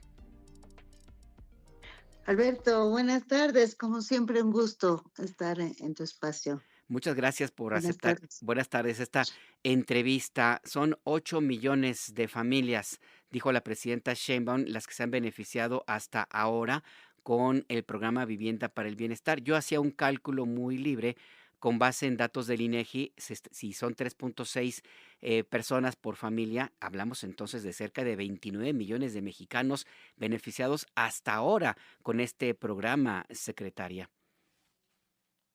Así es, mira, este programa histórico realmente que beneficia a la población que menos recursos tiene y que durante muchos años quedó excluida, pues hoy con todo el potencial, con toda una perspectiva muy positiva respecto al programa, que me gustaría aclarar porque un universo muy importante es de vivienda nueva, donde más de 1,800,000 familias tendrán acceso a toda una vivienda nueva a lo largo de estos 6 años. Y le sumamos la certeza jurídica de la entrega de escrituras, le sumamos mejoramiento de vivienda, le sumamos todos los beneficios que están otorgando el Fonavit y Fobiste para mejorar las condiciones crediticias. Efectivamente llegamos a este número tan importante que das de personas beneficiadas. un número importante y hablamos particularmente, secretaria Edna Vega Rangel, de personas en una condición que hasta antes de 2018 en el gobierno del presidente López Obrador y particularmente ahora con la presidenta Claudia Sheinbaum, difícilmente, si no decir imposible, hubieran tenido acceso a una vivienda, secretaria. Así es, porque digamos, históricamente las condiciones crediticias de Infonavit y de Fobiste eran complejas y hoy están cambiando radicalmente estas condiciones. Y por otro lado, Conavi hoy pues tiene tanto la capacidad de crédito, que digamos eso sí es un programa que impulsa plenamente la presidenta, que las personas no derechohabientes puedan hoy acceder a un crédito de Conavi. Es realmente muy importante, porque además el crédito de Conavi es muy favorecedor, porque tiene 0 tasa de interés, porque digamos, estas condiciones que establece el sistema financiero, pues no aplican para Conavi, lleva un componente de subsidio. Entonces, todo eso, la verdad es que es lo que hace este programa de Vivienda para el Bienestar un programa histórico. Hay algunas zonas que han sido particularmente beneficiadas, sobre todo el oriente del Estado de México. Cuéntanos más sobre esta información que se presentó en la mañana, secretaria. Sí, el programa de la zona oriente del Estado de México, que incluye 10 municipios, es un programa específico donde se suma estas 100,000 apoyos para mejoramiento de vivienda. Es muy concreto, pero muy rápido, en coordinación con el gobierno del Estado y los 10 municipios.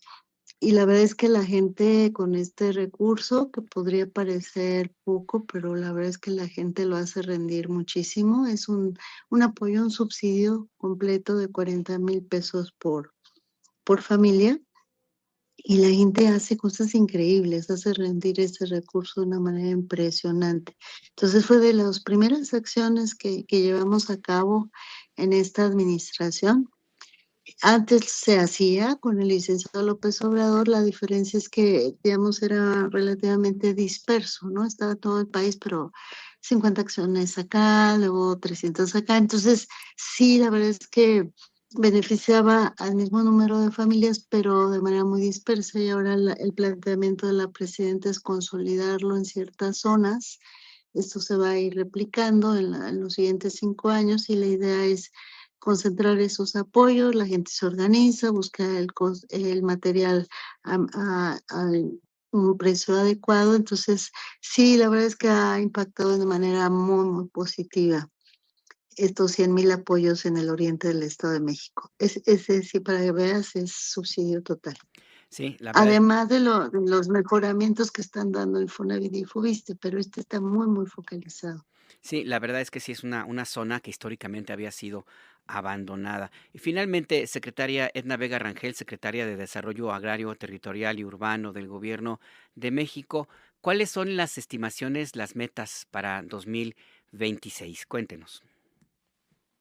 Pues mira, primero muy orgullosa de que con el esfuerzo de todas las instituciones, para 2025 logramos el iniciar todo el proceso que implican 393,686 viviendas, ¿no? Están en distinto grado de desarrollo, pero ya todas con convenios, con contratos, y muy pronto arrancan la totalidad de las construcciones.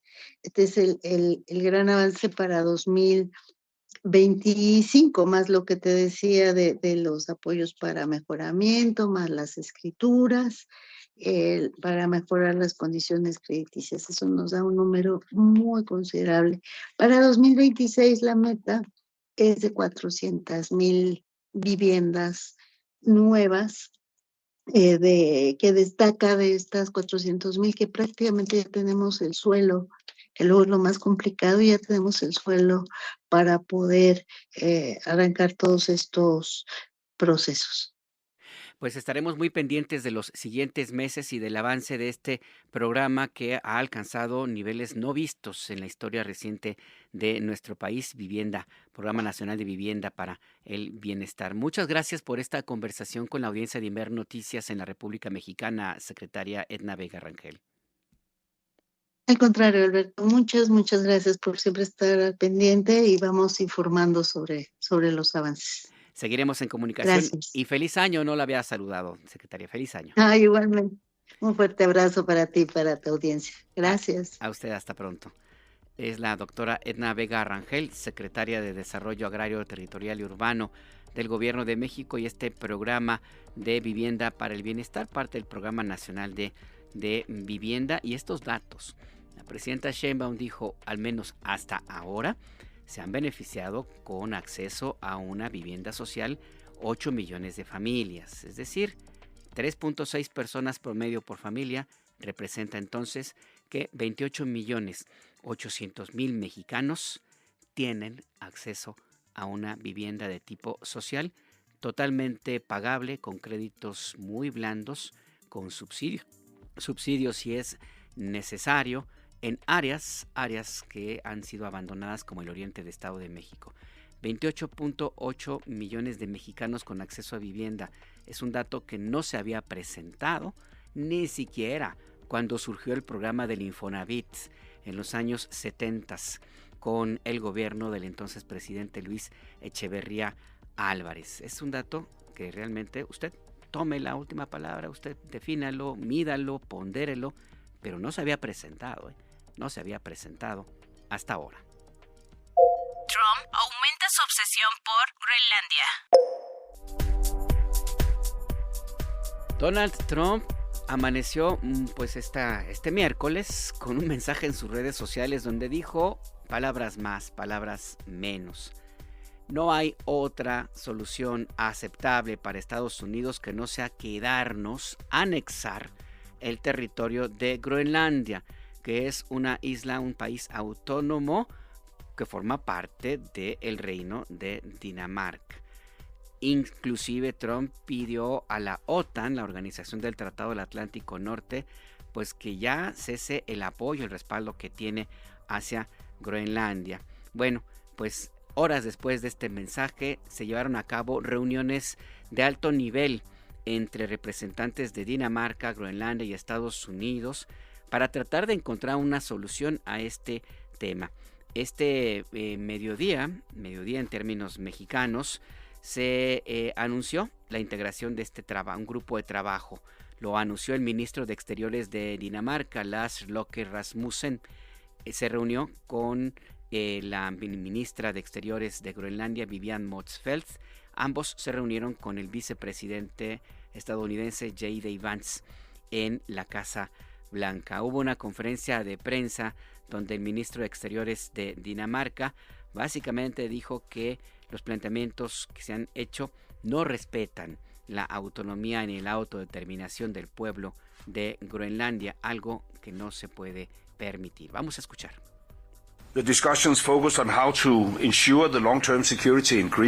Las conversaciones se centraron en cómo garantizar la seguridad a largo plazo en Groenlandia. En este aspecto, nuestras perspectivas siguen discrepando. Debo decir que el presidente ha dejado clara su opinión y nuestra postura es diferente. Nosotros, el Reino de Dinamarca, seguimos creyendo que la seguridad a largo plazo de Groenlandia también puede garantizarse dentro del marco actual. El Acuerdo de 1951 sobre la defensa de Groenlandia y el Tratado de la OTAN. Para nosotros, las ideas que no respeten la integridad territorial del Reino de Dinamarca ni el derecho a la autodeterminación del pueblo groenlandés son, por supuesto, totalmente inaceptables. Por lo tanto, seguimos teniendo un desacuerdo fundamental, pero también estamos de acuerdo en discrepar y, por lo tanto, seguiremos dialogando. Hemos decidido formar un grupo de trabajo de alto nivel para explorar si podemos encontrar una solución. En nuestra opinión, el grupo debería centrarse en cómo abordar las preocupaciones de seguridad estadounidenses, respetando al mismo tiempo las líneas rojas del Reino de Dinamarca. Esperamos que dicho grupo se reúna por primera vez en unas semanas.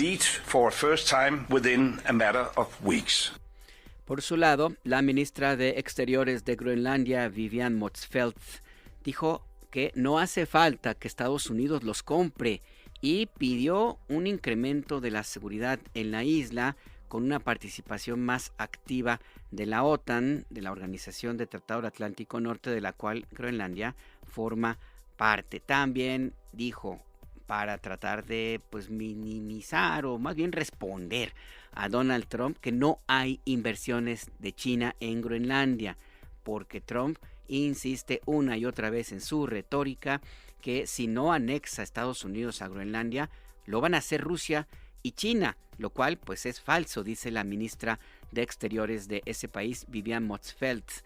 En este contexto, el ministro de Defensa de Dinamarca, Troels Lund Poulsen, dijo que su país va a aumentar la presencia militar en ese país autónomo que forma parte del reinado e insistió, la OTAN tiene que tener una mayor intervención en la seguridad de la zona del Ártico. Escuchemos. Es cierto que las tensiones de seguridad se han extendido al Ártico. Esto significa que necesitamos una mayor presencia en Groenlandia y sus alrededores. Por lo tanto, en estrecha colaboración con el gobierno groenlandés, también hemos acordado aumentar nuestra presencia militar y nuestros ejercicios en el Ártico y el Atlántico Norte, en estrecha cooperación con los aliados de la OTAN. Esto no es nuevo. Lo hicimos en el verano y otoño de 2025, donde tuve la oportunidad de asistir a algunos ejercicios junto con, entre otros, mis colegas nórdicos. Y eso es lo que seguiremos haciendo aquí en 2026, porque es una clara prioridad para el gobierno y para todo el reino que fortalezcamos nuestra propia presencia y la de la OTAN en el Ártico y en el Atlántico Norte. De esta manera, reforzaremos nuestra seguridad común en el Ártico, lo que beneficia a toda la alianza. En otras palabras, es una defensa necesaria en una era política de seguridad donde nadie puede predecir qué sucederá mañana.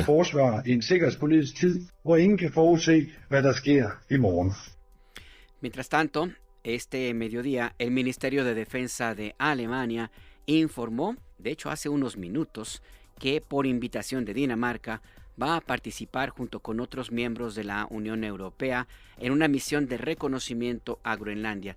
Esta misión se va a llevar a cabo del 15 al 17 de enero de 2026, este fin de semana. El objetivo es explorar el marco para posibles contribuciones militares en apoyo a Dinamarca en la seguridad de la región, por ejemplo, en la vigilancia marítima. Las Fuerzas Armadas de Alemania van a desplegar mañana por la mañana un equipo de reconocimiento de 13 elementos en Nuuk, la capital de Groenlandia. Este reconocimiento será también con otros países miembros de la comunidad de la Unión Europea. Suecia y Noruega también enviarán elementos de sus fuerzas armadas. Y también en un cable de la agencia EFE muy temprano este miércoles se dio a conocer que Dinamarca desplegó a un equipo especial de sus fuerzas armadas, ya las envió para reforzar la seguridad de Groenlandia. Es parte pues de las tensiones que están allí presentes en esa zona del Ártico ante esta obsesión de Donald Trump de quedarse, de anexar la isla. Funcionarios del gobierno de Groenlandia han planteado con claridad esta misma mañana. Hay un acuerdo de seguridad entre esa isla y Estados Unidos que data desde los años 50, de 1951 en concreto. Este acuerdo establece condiciones muy claras de la manera en la cual puede aumentar o no la presencia militar de Estados Unidos en Groenlandia, de manera tal que, dicen los funcionarios del gobierno de Groenlandia, Donald Trump puede obtener prácticamente todo lo que dice que necesita para la seguridad en su país, nada más con pedirlo. ¿A qué nos referimos en concreto? Este mediodía Trump dijo que necesita a Groenlandia, necesita anexar a esa isla para garantizar que funcione ese domo de hierro que está en proceso de construcción y que le va a establecer el centro de este domo de hierro en Ohio, en el centro de Estados Unidos, y que es básicamente una estructura de vigilancia antiaérea similar a la que tiene Israel y que según Donald Trump lo protegería de los misiles que le van a mandar desde Rusia.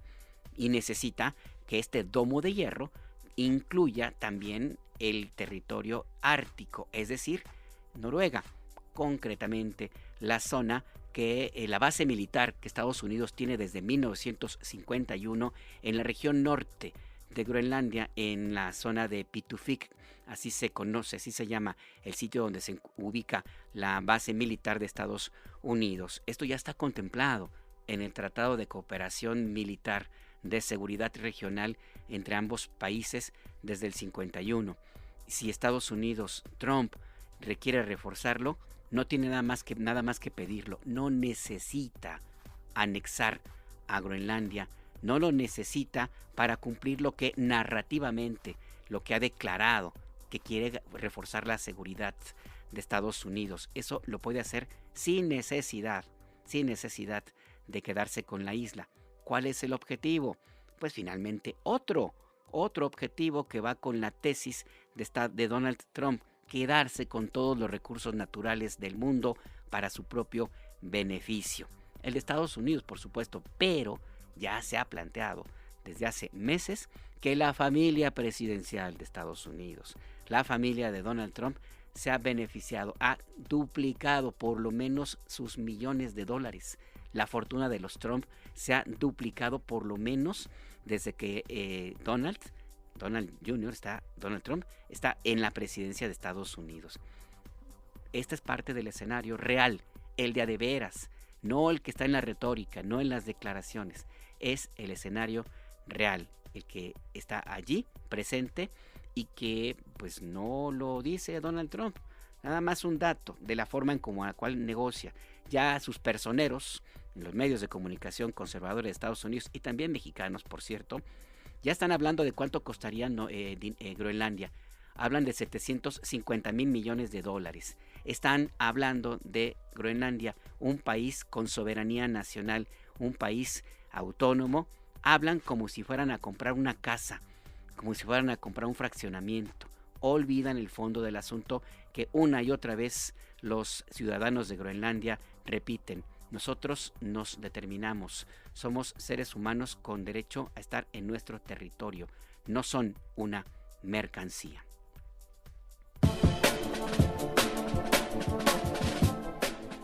Y a propósito de ello, bueno, hace un ratito, hace una hora aproximadamente, se dio a conocer la fase 2 del plan de 20 puntos de Donald Trump sobre el genocidio en Gaza. No le vamos a llamar conflicto, es un genocidio en Gaza. Esta fase 2 del plan de 20 puntos consiste en la desmilitarización, gobernanza tecnocrática y la reconstrucción. El enviado especial de Estados Unidos para misiones de paz, Steve Witkoff, anunció en sus redes sociodigitales que la segunda fase establece una administración palestina de transición en Gaza. También establece un comité nacional para la administración de ese país, así como la desmilitarización y la reconstrucción. ¿A qué nos referimos? Bueno, pues recuerde usted que Israel, ese estado, ese gobierno genocida, prácticamente dejó en la ruina a Gaza, la franja de Gaza. Con nada más las imágenes que se han dado a conocer en los poquitos medios que lograron tener acceso y publicarlas en sus propios espacios, no quedaron edificios en Gaza, no quedaron.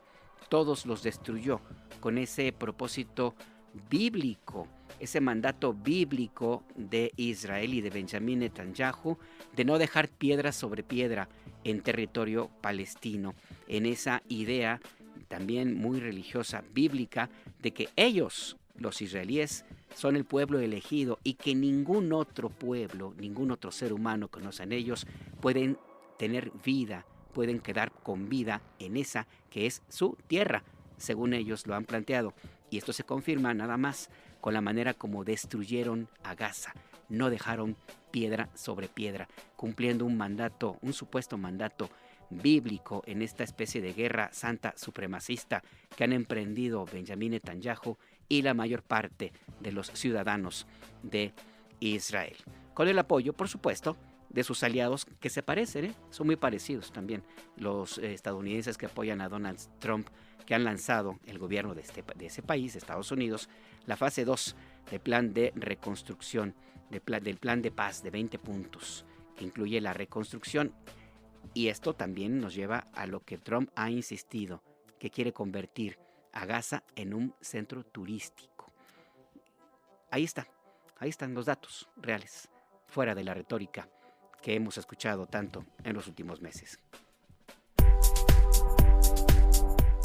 Y regresamos a nuestro país, a México. La Suprema Corte de Justicia de la Nación tuvo una reunión del Pleno en las ministras y ministros que lo integran. ¿Qué fue lo que sucedió? Hazel Zamora, cuéntanos. Buenas tardes.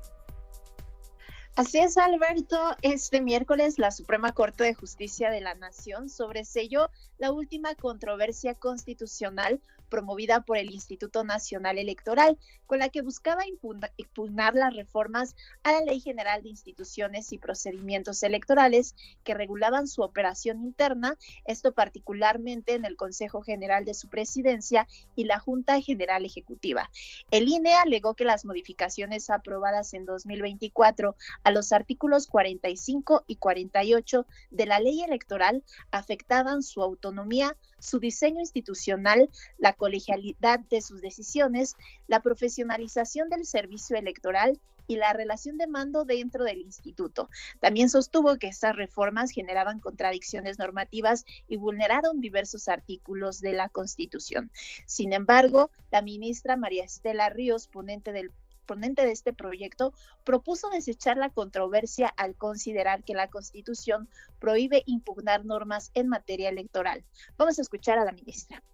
No se violenta la independencia y la autonomía del INE porque no se le permite a ningún otro poder inmiscuirse en la organización interna del INE. Y sí creo que como la finalidad tiene que ver con los procesos electorales, efectivamente sí es improcedente y por tanto debe desecharse.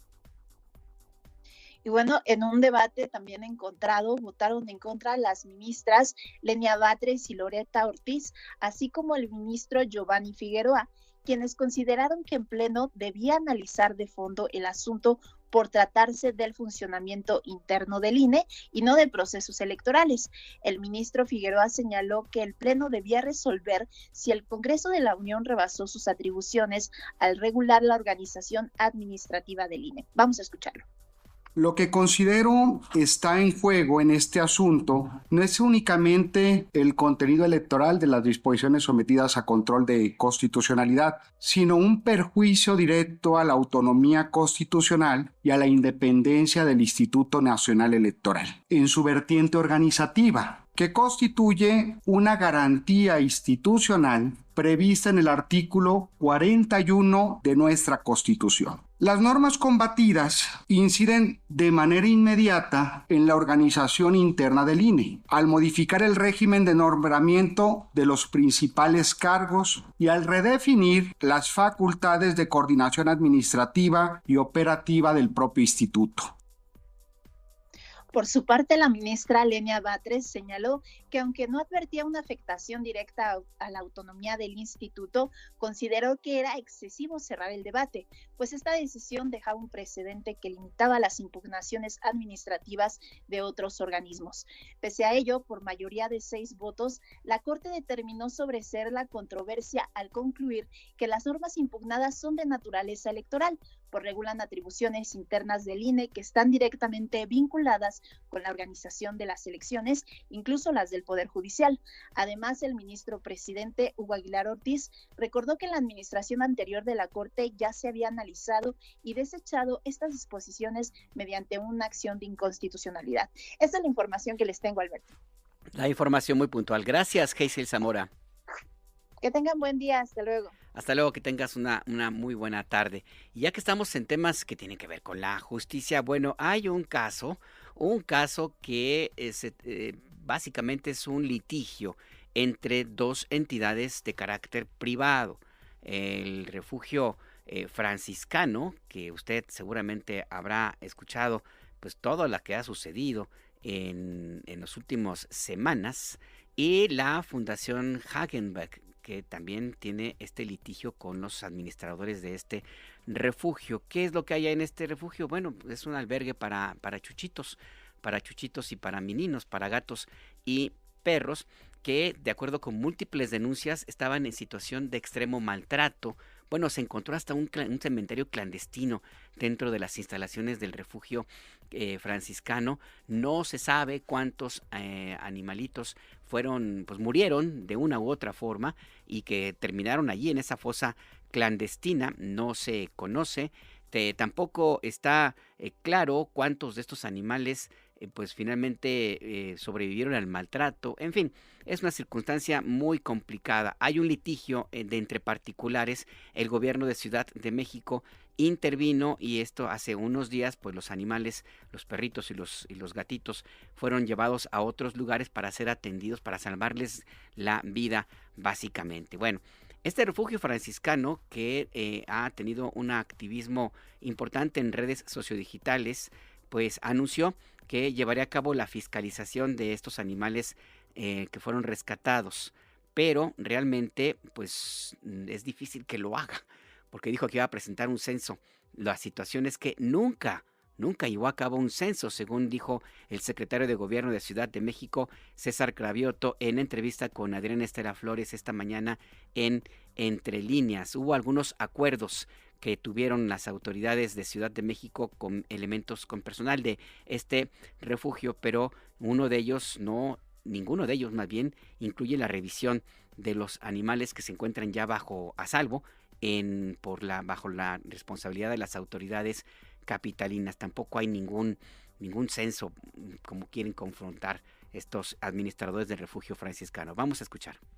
Pero hoy quieren hacer lo que no hicieron cuando ellos tenían justamente la responsabilidad de cuidar de sus animales, porque ellos no tienen un censo. O sea, hoy lo que están diciendo, ellos no tenían, ellos no tienen una carpeta donde nos digan estos son los animales que teníamos. Este es el perro tal, este es el perro tal, están en estas condiciones, no lo tenía. Y ahora casi nos dicen que ellos van a hacer lo que hoy sí está haciendo el gobierno de la ciudad. Entonces, bueno, vamos a aclarar esos puntos con ellos.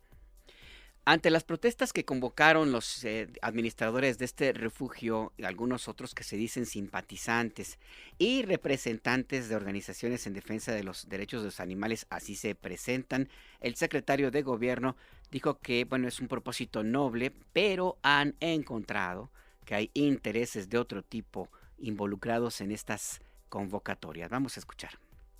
Pero sí hemos visto que en los últimos 2 días, sobre todo, pues ya ha habido otro tipo de personajes que no necesariamente son genuinamente defensores de animales, sino ya está mezclado ahí con temas más políticos, con gente que vemos en marchas de todo tipo, desde marchas de este fenómeno de la gentrificación, como cuando hemos tenido violencia en manifestaciones también, gente que se opuso, por ejemplo, a lo del Tren Maya, etcétera. Entonces, pues ya vemos ahí una mezcolanza de actores, diputados que nunca tuvieron ningún interés en el tema animalista ni en cómo estaban los animales en este refugio.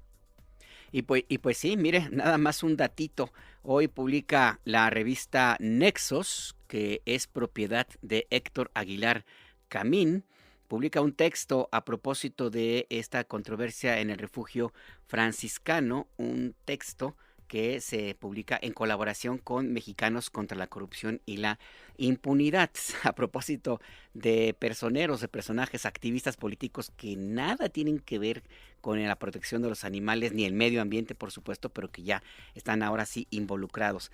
¿Cuál es el vínculo, la liga? Bueno, Mexicanos contra la Corrupción y la Impunidad contrató a decenas de abogados que interpusieron amparo tras amparo en contra de la construcción del Tren Maya. Y ahora se han metido, esta organización de Claudio X González está metido en la defensa de los perritos maltratados que vivían en el refugio franciscano. Nexos, propiedad de Héctor Aguilar Camín. Aguilar Camín era el intelectual más cercano a Carlos Salinas de Gortari. De hecho, el propio Salinas de Gortari exhibió personalmente, filtró varios cheques, varias comunicaciones que le hizo llegar Aguilar Camín, donde le pedía que le ampliara el plazo del dinero del contrato que había recibido porque no iban a llegar, y exhibió también algunos de los cheques que entregó el gobierno de Salinas a el grupo Nexos, al grupo de Héctor Aguilar Camín. Es decir, Aguilar Camín de lo que hasta ahora se sabe. Yo tengo casi 40 años de periodista y no he encontrado por ahí alguna defensa muy amplia, concreta del grupo Nexos o de Aguilar Camín de los perritos y chuchitos que viven en las calles de Ciudad de México. Pero bueno, pues ahora esta revista está muy interesada, se resultó muy animalista. Esto, pues, nada más este dato abona a lo que dijo el secretario de Gobierno de Ciudad de México, César Cravioto, perdone usted, en el sentido de que hay grupos políticos ya involucrados en este tema. Bueno, el Refugio Franciscano emitió un comunicado hace un rato donde dijo que entre los acuerdos a los que se llegó con la autoridad capitalina es una mesa de trabajo para seguir en este tema, y el compromiso de que no se desarrolle ningún predio inmobiliario en el albergue que se ubica en Coajimalpa, lo cual es una absoluta mentira, porque ese predio no es del gobierno de Ciudad de México como ha querido hacerse ver, es de particulares. Ahí pues los datos más recientes de esta controversia.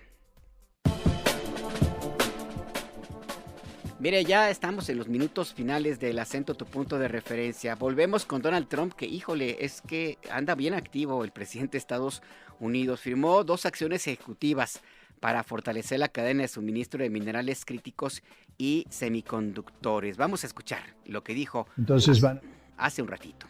Listo, ahora sí, vámonos con Trump. Entonces van a vender chips básicamente y es un chip, no es el nivel más alto, pero es un nivel muy bueno. Y China los quiere y otras personas los quieren y vamos a ganar 25% en la venta de esos chips básicamente. Así que les estamos permitiendo hacerlo, pero Estados Unidos está obteniendo 25% de los chips en términos del valor en dólares y creo que es un muy buen trato, un gran trato. Están tomando miles de millones de dólares y han hecho un trabajo fantástico. Ahí lo que dijo Donald Trump en una conferencia de prensa en la Casa Blanca que terminó apenas hace unos minutos. En esta conferencia de prensa, el presidente Donald Trump también habló sobre lo que sucede en Irán, en este conflicto entre protestas masivas que hay contra el gobierno de ese país. Según Donald Trump, han bajado el número de personas que han perdido la vida en estas protestas. Trump dice que es porque pues básicamente se refiere a sus amenazas, a su intervención. Les dijo Donald Trump que pues estuvieran preparados porque la ayuda iba a llegar en cualquier momento. Pues parte pues de lo que dijo Donald Trump este mediodía en la conferencia de prensa en la Casa Blanca. Y también, a propósito de ya en los últimos minutos, regresamos a nuestro país. Un informe de la organización, más bien antes de irnos a nuestro país, le comento que la Organización Meteorológica Mundial dijo que 2025 fue uno de los 3 años más cálidos jamás registrados por el fenómeno de La Niña. La temperatura media global del planeta se ubicó en 1.44 grados más que el que se había registrado antes de la Revolución Industrial. Y esto, pues básicamente se define, pues la consecuencia es el incremento de los gases de efecto invernadero que están calentando a nuestro planeta. Ahí pues este tema. Y ya para cerrar la información, la Secretaría de Gestión Ambiental, de Gestión Integral de Riesgos en Ciudad de México mantiene alerta naranja por frío en la alcaldía Tlalpan. La madrugada y mañana de este jueves hay alerta amarilla también por frío en Magdalena Contreras, Milpalta y en Xochimilco. Ahí pues la información. Ya para despedirnos, agradezco las comunicaciones que nos hicieron llegar a nuestras vías de contacto. Por ejemplo, en WhatsApp nos escribió Saúl Rabiela un comentario a propósito de lo que platicábamos ayer, pero que sigue muy presente, de Ricardo Salinas Pliego, que se fue a la Comisión Interamericana de Derechos Humanos a denunciar al gobierno de México supuestamente por violación a sus derechos humanos, los derechos humanos de Grupo Salinas. Y básicamente el tema es bien sencillo. Lo que se trata en el fondo es que tiene que pagar 74,000 millones de pesos en impuestos. De acuerdo con los protocolos y convenciones internacionales sobre derechos humanos, la violación de los códigos fiscales de cualquier país, es decir, el pretender afirmar que se le quiere obligar a pagar impuestos y eso implica una violación a sus derechos humanos, es falso, porque es al contrario, pagar impuestos es una obligación. Y al final del día, pues fue lo que sucedió con Salinas Pliego, y sobre ello nos dice Saúl Rabiela: Salinas Pliego todavía tiene deudas en Estados Unidos, lo único que se le pide es que pague la deuda millonaria de impuestos que carga desde hace años, y no por la crítica de sus noticieros a propósito del argumento que presentó en la Comisión Interamericana que querían censurar a TV Azteca. Pues sí, surrealismo en este siglo XXI. Ya nos vamos. Gracias por acompañarnos este miércoles 14 de enero. Les recuerdo que a las 6 de la tarde SPR Informa, tu punto de referencia, con Gustavo Ramírez aquí en estos micrófonos, y mañana a las 7 Entre Líneas, tu punto de referencia, con Adriana Estela Flores. A propósito de todo esto que hemos conversado, de personas que están o no sobre la faz de la Tierra, hay formas también muy, muy bellas de referirnos al sitio donde están, es decir, en la Luna. Hasta mañana. Tonto el que no entienda, cuenta una leyenda, que una hembra gitana conjuró a la luna hasta el amanecer. Llorando pedía al llegar el día de esposar un calé.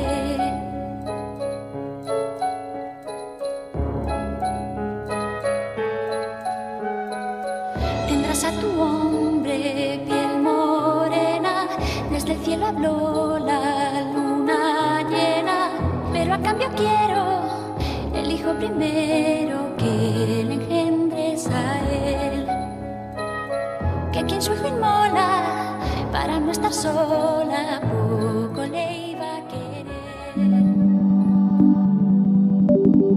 Imer Noticias presentó El Acento, con Alberto Nájar. Tu punto de referencia. Las opiniones aquí expresadas son responsabilidad de sus autores y no representan la posición editorial de Imer Noticias.